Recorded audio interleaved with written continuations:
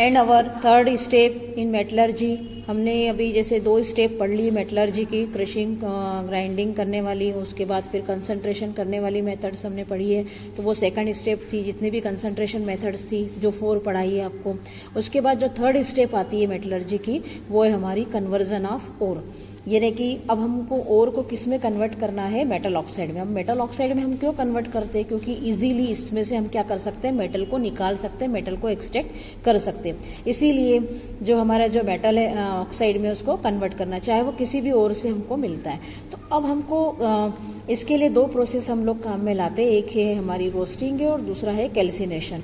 तो जो जितने भी मैंने यहाँ पे ऑरेंज कलर से लिखा है सल्फाइड, आप देख सकते हैं यहाँ पे ऑरेंज से लिखा है सल्फाइड और यहाँ पर है कार्बोनेट। इसका मतलब ये हुआ कि रोस्टिंग प्रोसेस जो होती है वो पर्टिकुलरली सल्फाइड ओर है, यानी कि जैसे जिंक सल्फाइड हो गया, कॉपर सल्फाइड हो गया, इस तरह के अगर जिसमें सल्फाइड है, इस तरह के ओर जिसमें कि सल्फाइड होता है, उसमें हम लोग कौन सी प्रोसेस काम में लाएंगे, रोस्टिंग। तो आपको इसमें ध्यान रखना, क्योंकि इसमें डिफरेंस पूछा जाता है रोस्टिंग और कैल्सिनेशन। तो इसकी एक ट्रिक बता रही हूँ किस तरह से याद करना है आपको। जैसे रोस्टिंग के स्पेलिंग में एस आता है, तो आप लोग याद रख लेंगे कि सल्फाइड ओर के लिए ये पर्टिकुलर यूज में लाई जाती है। इसी तरह से कैल्सिनेशन में CA आता है स्पेलिंग में, तो कार्बोनेट का भी स्पेलिंग होता है CA से।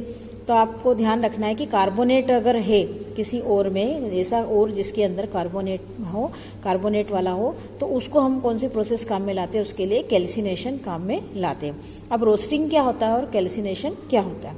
तो roasting is a process is apply in the presence of oxygen, यानी रोस्टिंग वो प्रोसेस होती है जिसमें कि ऑक्सीजन की प्रेजेंस में ओर को हीट किया जाता है। जैसे कि आपने यहाँ एग्जांपल देखेंगे ZnS सल्फाइड ओर है, इसको ऑक्सीजन की प्रेजेंस, मैंने O2 लगाया है इसमें, और ऊपर जो साइन बनाया है हीटिंग साइन है, आपने देखा ट्रेंगल बनाया है, ये हीट करने वाला आप पहले भी जानते हो कि इसको हम क्या कहते हैं, हीटिंग साइन बोलते हैं। तो ऑक्सीजन की प्रेजेंस में इसको हमने काय में कन्वर्ट कर दिया है, ZnO में, यानी हमको क्या बनाना था, मेटल ऑक्साइड में कन्वर्ट करना है ओर को। ये ओर है और इसको काय में कन्वर्ट कर दिया, मेटल ऑक्साइड मैंने ZnO में हमने कन्वर्ट कर दिया। दूसरी प्रोसेस आती है हमारी कैल्सिनेशन। तो ये कैल्सिनेशन जो होती है ऑक्सीजन की एब्सेंस में होती है, उसमें भी हीटिंग प्रोसेस होती है, लेकिन वो कैसी होती है, ऑक्सीजन की एब्सेंस में। तो इसका मतलब हमारा ओर जो होना चाहिए कैसा, हमको तो ओर को किस में चेंज करना है, ऑक्सीजन मेटल ऑक्साइड में कन्वर्ट करना है। लेकिन अब ऑक्सीजन हम कहाँ से लाएंगे, तो जब ऑलरेडी जिस ऐसा हम लेंगे जिसमें कार्बोनेट, तो कार्बोनेट में ऑक्सीजन है ऑलरेडी, तो इसीलिए CaCO3 है, कार्बोनेट हमने और लिया है और इसको हीटिंग प्रोसेस किया है, तो कैल्शियम ऑक्साइड और CO2 में चेंज हो गया। तो इस तरह से इसका भी ऑक्साइड यहाँ पे हमको मिल गया है CaO।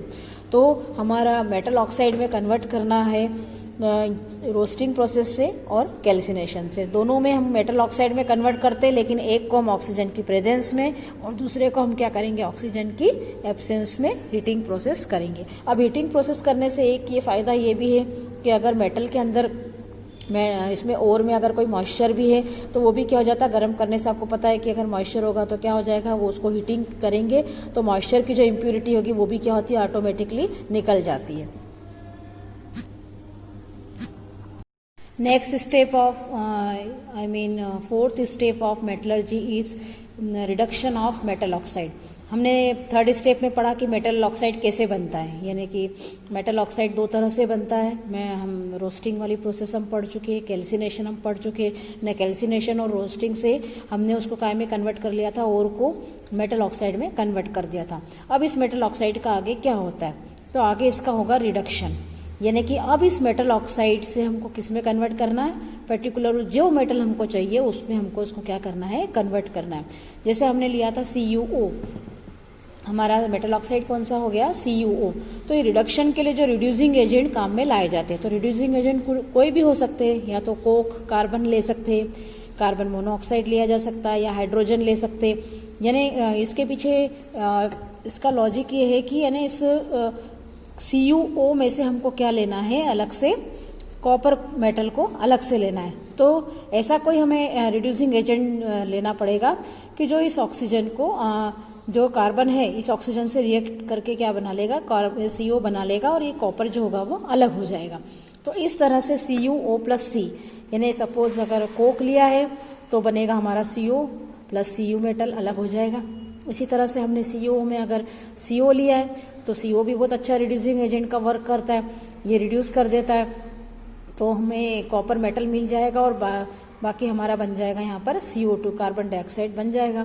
फिर उसके बाद हम लेंगे CuO के साथ में अगर हमने हाइड्रोजन लिया है तो ये भी अच्छा रिड्यूसिंग एजेंट का वर्क करता है, तो Cu अलग हो जाएगा और H2 बन के ये अलग हो जाएगा। तो इस तरह से ये हम 3 रिड्यूसिंग एजेंट इसमें काम में लाए जा सकते हैं, या तो carbon, Coke, CO and H2।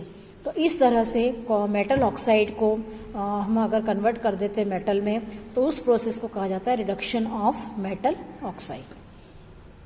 Students, हमने जो 4th स्टेप अभी पढ़ी है उसमें आपने देखा कि रिड्यूसिंग एजेंट में कार्बन, CO एंड H2 ये जो रिड्यूसिंग एजेंट यूज़ में लाते हैं, लेकिन क्या यही रिड्यूसिंग एजेंट सभी मेटल के लिए अप्लाई कर सकते हैं क्या?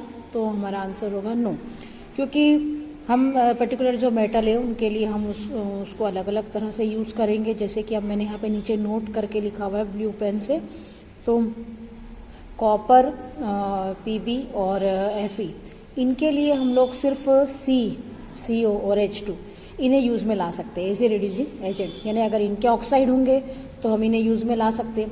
फिर नीचे की तरफ लिखा है Zn, यानी जिंक का अगर ऑक्साइड होगा तो उसके लिए हम यूज़ करेंगे कोक, यानी कि उसके लिए हमको सिर्फ किसको यूज़ करना पड़ेगा? कार्बन को यूज़ करना पड़ेगा।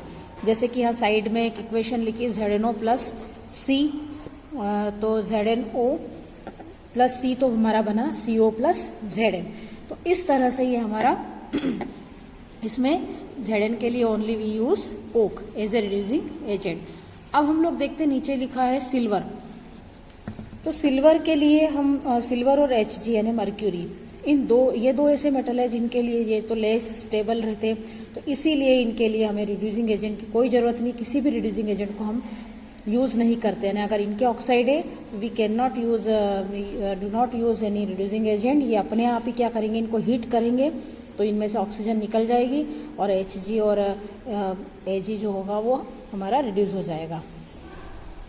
अब नेक्स्ट है Na यानी potassium, sodium, calcium, Mg, Al, तो ये बहुत ज़्यादा रिएक्टिव होती है, तो इस तरह के अगर इनके ऑक्साइड हो तो can not be reduce with CCO H2, ammonia यानी इनसे किसी से भी ये इनको हम रिड्यूस नहीं कर सकते हैं। तो फिर क्या ऐसी मेथड होगी कि जिससे हम इनको रिड्यूस करेंगे? तो because they having very strong bond, so we use electrolysis process. तो इनको हम क्या कर सकते हैं, इनके रिडक्शन के लिए हमें इलेक्ट्रोलाइसिस प्रोसेस यूज में लानी पड़ेगी। Next I am taking 5th step of metallurgy, that is called refining process. इसको हम कहते हैं रिफाइनिंग करना, यानी कि जो हमें मेटल मिला है, रिडक्शन से जो हमें मेटल मिला है, ऑक्साइड के बाद हमने जो उसको रिड्यूस कर दिया था मेटल में, तो वो जो मेटल हमें मिलता है वो कम्प्लीटली हमारा प्योर नहीं होता है, यानी हम उसको बहुत प्योर मेटल नहीं बोल सकते। इसीलिए हमें क्या करना पड़ता है, उसको रिफाइनिंग करने की ज़रूरत पड़ती है। तो इस तरह से उनकी जो रिफाइनिंग हम कर सकते हैं, तो वो रिफाइनिंग से हमें जो मेटल मिलेगा वो कैसा मिलेगा, हमारा 99.9% तक हमको प्योर मेटल मिलेगा। अब रिफाइनिंग के लिए एक बेसिक स्टेप है, उसमें मैंने बेसिक लिखा हुआ है, तो इसमें हमने यहाँ नीचे लिखा है एनोड, यानी कि जो भी इम्प्योर मेटल है, जो हमें कौन से स्टेप से मिला है, 4th स्टेप से जो मिला है हमको मेटल, वो कैसा है, हमारा इम्प्योर मेटल है, उसका हम क्या बनाएंगे, एनोड बनाएंगे। उस मेटल का एक रॉड जैसा बना देंगे, उसको कहते हैं हम एनोड। फिर कैथोड हम लेंगे, कैथोड पे जो हमको मिलेगा वो कैसा मिलेगा, हमको प्योर मेटल का कैथोड मिलेगा। और इलेक्ट्रोलाइट, एज ए इलेक्ट्रोलाइट हम जो यूज़ करेंगे वो salt solution of same metal, यानी जिस मेटल का हमको इम्प्योर से हमको प्योर में चेंज करना, उसी मेटल का हम क्या करेंगे, सॉल्ट सॉल्यूशन बनाएंगे। तो यहाँ पे आप डायग्राम में देख सकते हैं, एनोड पॉजिटिवली चार्ज है, कैथोड नेगेटिवली चार्ज है, और फिर हमने इलेक्ट्रोलाइट में किसको लिया है, salt solution of same metal को लिया है। इसे हम कॉपर के एग्जाम्पल से समझ सकते हैं। अब जैसे हमको एक एग्जाम्पल हम कॉपर का लेते हैं, जैसे कि कॉपर ऑक्साइड से हमने कॉपर मेटल हमें मिला है, तो जो हमें मिला वो कैसा है, क्रूड मिला है, मतलब कि उसको एकदम से प्योर फॉर्म में नहीं, तो उसका हमने एनोड ले लिया और ग्रीन कलर से लिखा है कैथोड। तो कैथोड पे हमको जो भी मिलेगा वो कैसा मिलेगा, हमारा प्यूरिफाइड कॉपर मिलेगा। तो impure copper is the anode, pure copper हमको जो मिलेगा बाद में इलेक्ट्रोलाइसिस के बाद में वो कैसा मिलेगा, हमको कैथोड के ऊपर मिलेगा। तो और इलेक्ट्रोलाइट में हमने जो यूज़ किया है कॉपर के लिए वो aqueous mixture of sulphuric acid plus copper sulphate, यानी कॉपर सल्फेट और सल्फ्यूरिक एसिड दोनों को मिक्स कर दिया जाता है, उनका एक्वस सॉल्यूशन तैयार करते हैं और उसको किस काम में लेंगे हम, एज ए इलेक्ट्रोलाइट यूज में लाएंगे। अब आप ये डायग्राम देख सकते हैं। अब इस डायग्राम में आप देख सकते हैं एनोड जो है प्योर का हमने लिखा हुआ उसमें ब्रैकेट में, फिर कैथोड जो मिलेगा प्योर, अभी प्योर होने के बाद वो कैथोड पे हमको मिलेगा, और नीचे है एसिडिफाइड कॉपर सल्फेट सॉल्यूशन, और ये इम्प्यूरिटीज़ है आपको जो ब्राउन कलर से दिख रही है। अब ये प्रोसेस कैसे होती है, सपोज हमने यहाँ पर एनोड का हमने कॉपर लिया जो कि हमको 4th स्टेप से मिला हुआ है, फिर क्या होगा, हमने ऊपर लिखा है की का मतलब होता है इलेक्ट्रिसिटी पास करने के लिए हम लगाते हैं पॉजिटिव नेगेटिवली चार्ज, वो उसको कहा जाता है की। आप फिजिक्स में भी पढ़ चुके हैं व्हाट इज़ की, KEY क्या होता है। तो इलेक्ट्रिसिटी जैसे ही पास की तो इम्प्योर जो कॉपर होगा वो नीचे की तरफ आना स्टार्ट हो जाएगा, वो फिर और इसी तरह से फिर उसके बाद वो प्योर होने लग गया। उसके बाद जो प्योर बचेगा हमारा, ये इसमें एक्चुअली इलेक्ट्रॉन ऑक्सीडेशन प्रोसेस भी होती है, तो इसकी जो मैकेनिज्म है ये आपके अभी 10th लेवल पे अभी मैं नहीं बता रही आपको। तो इसमें जो प्योर होने के बाद फिर जो कॉपर वो कहाँ चला जाएगा, कैथोड की तरफ चला जाएगा, और इम्प्यूरिटीज़ जो रहेगी वो कहाँ बैठ जाएगी, नीचे की तरफ आ जाएगी।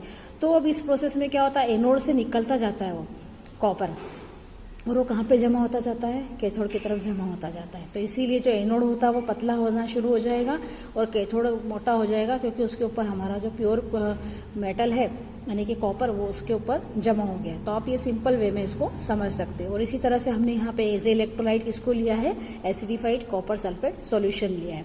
तो ये acidified copper sulphate as a electrolyte अगर हम जब तक यूज़ नहीं करेंगे तो इलेक्ट्रोलाइटिक प्रोसेस, इलेक्ट्रोलाइट यूज़ करने का ये रीज़न है कि इलेक्ट्रिसिटी पास करने के बाद जो इलेक्ट्रोलाइट होगा वो पॉजिटिव और नेगेटिव एंड की तरफ जाना स्टार्ट करते हैं, जिससे कि ये प्रोसेस कंप्लीट होती है।